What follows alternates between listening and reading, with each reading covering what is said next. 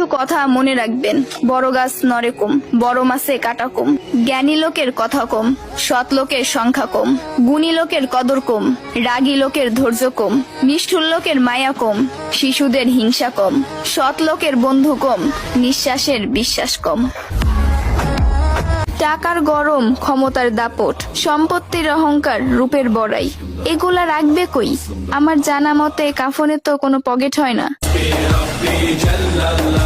একদিন আফসোস করবেন, জীবন শেষ হয়ে গেল কিন্তু কোনো নেক কাজ করা হলো না। আজ শরীরে শক্তি আছে কিন্তু ইবাদত করার ইচ্ছা নাই। এমন একদিন আসবে সামনে, ইবাদত করার ইচ্ছা হবে কিন্তু শরীরে কোনো শক্তি থাকবে না, একটা সেজদা দেওয়ার ক্ষমতা থাকবে না। এখনো সময় আছে, তওবা করে ফিরে আসুন। সন্তান যখন দুনিয়ার সম্পদ দ্বারা ধনী হয়ে যায় তখন বাবা মা ভয়ে ভয়ে কথা বলে যাতে সন্তান রাগ না করে। আর সন্তান যখন